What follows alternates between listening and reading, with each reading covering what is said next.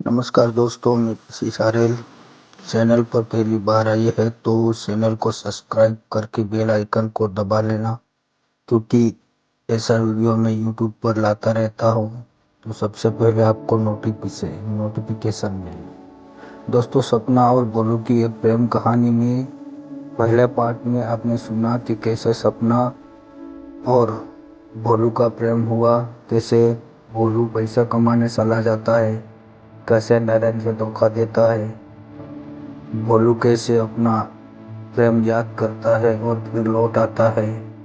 आज आप दूसरे पार्ट में सुनेंगे कैसे भोलू और सपना एक दूसरे को प्रेम आलिंगन करते हैं। तो शुरू करते हैं पहले पार्ट में। भोलू एक नगर से दूसरे नगर में अपनी मधुर आवाज से लोगों का दिल जीतता रहता है और घूमते घूमते रामनगर जा पहुंचता है और वहाँ की एक सराय में ठहर जाता है और बैठकर सारंगी से गाना गाना शुरू करता है। संयोग वंश उस दिनों रामनगर का राजा, जो संगीत का बड़ा प्रेमी था, दीवाना था और वो किसी अद्वितीय गायक की तलाश में था। कई गायक उनके दरबार में आए, लेकिन कोई भी उसके दिल को छू नहीं पाया। राजा के नौकर नगर भर में भटक कर थक गए थे।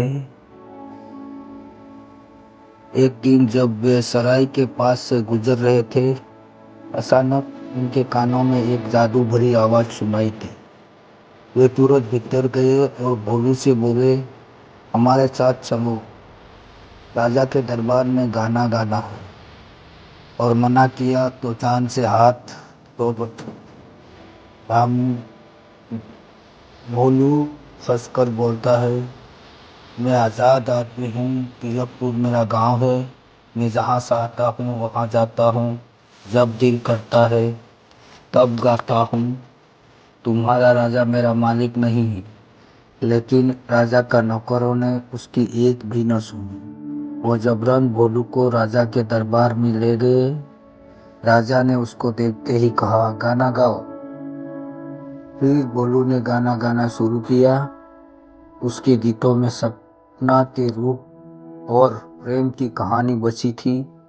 भोलू गाता रहा, राजा सुनता रहा। जैसे जैसे गीत आगे बढ़ा, राजा मंत्र मुग्ध हो गया। भोलू के आंखों में चमक थी, दिल में हलचल थी। राजा इतना प्रभावित हुआ कि भोलू को अपने दरबार में रख लिया। भोलू के ऊपर सोने चांदी की वर्षा होने लगी। कीमती वस्त्रों, ऐश्वर्य, कोई कमी नहीं रही थी। धीरे धीरे भोलू की जिंदगी रंगीन हो गई। वक्त बीतता रहा। भोलू सपना को दिया हुआ वादा भूल गया या शायद भूलने लगा।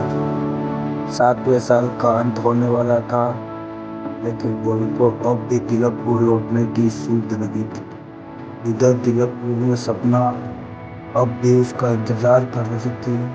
जब 7 साल पूरा होने के आए, सपना ने एक सौदा कर बुलाया और उसे अपनी सारंगी सौंपते हुए बोली, इस सारंगी को अपने साथ ले जाओ और जहाँ भी जाओ इसे सम्मान से सजा कर रखना और ऐलान करना कि जो इस सारंगी को अपना बता सके उसको ये सारंगी और बड़ा इनाम मिलेगा।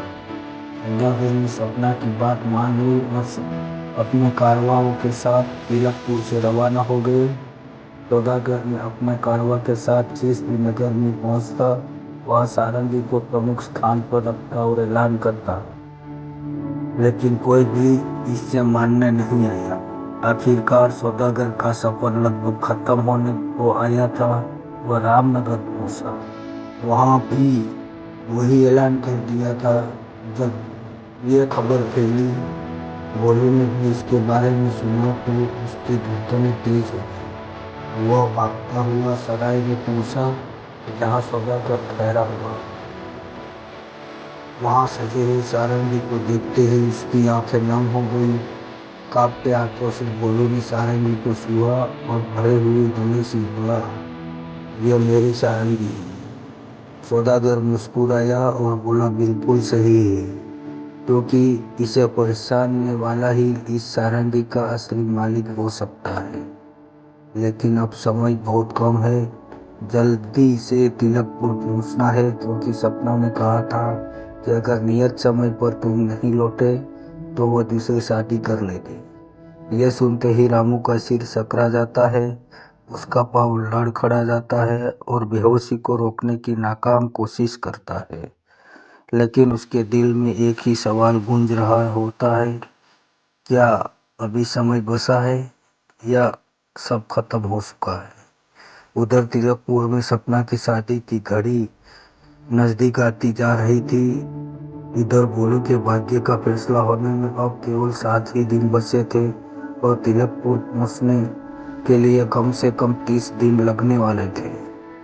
भोलू ने हार नहीं मानी, तुरंत एक घोड़े पर सवार होकर एक थैली में सोने के सिक्के लेकर निकल पड़ा। घोड़े की जान की परवाह किए बिना भोलू ने पूरी ताकत से घोड़ा दौड़ा दिया, लेकिन होना था वही हुआ।